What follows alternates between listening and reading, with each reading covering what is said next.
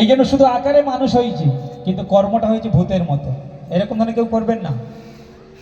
সুন্দর স্বাধীনভাবে ভগবান সেবা পূজা করুন, দেখবেন আপনার সব সমস্যার সমাধান হবে।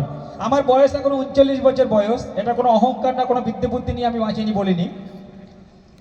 আমি খুব ছোট্ট থেকে নিরামিষ এবং ভগবানের প্রসাদ পাচ্ছি। এই পর্যন্ত কাল হলো এই ডাক্তারি কোনো মেডিসিন, চেম্বারিং কোনো মেডিসিন আমার শরীরে আজ পর্যন্ত দেয়নি। কোনো ট্যাবলেট বা কোনো ইঞ্জেকশন বা কোনো রকম দেয়নি।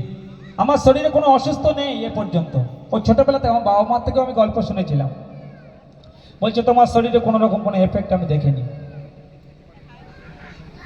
তাহলে আপনারা কেন হবেন না? আপনারা তো প্রত্যেক বাড়িতে তো রোগী হয়ে আছে, কেন? তার কারণ হলো একটাই, যে আপনার দুর্লভ জীবন দিয়েছে, আপনি দুর্লভ কর্মটা করছেন না। হ্যাঁ, প্রতিদিন উঠে সংসার দাওয়ানোর গুরুদেবের কাছে আদেশ করবে, পালন করবেন, দেখবে আপনার জীবন এত সুন্দরভাবে চলতে বাধ্য করাবে। হরে কৃষ্ণ, যাই হোক।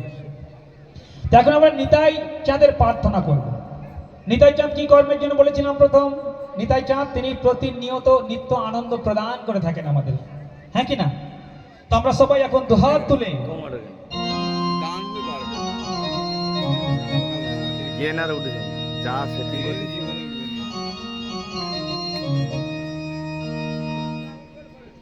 দেখো নিতাই চাঁদের মাধুরী,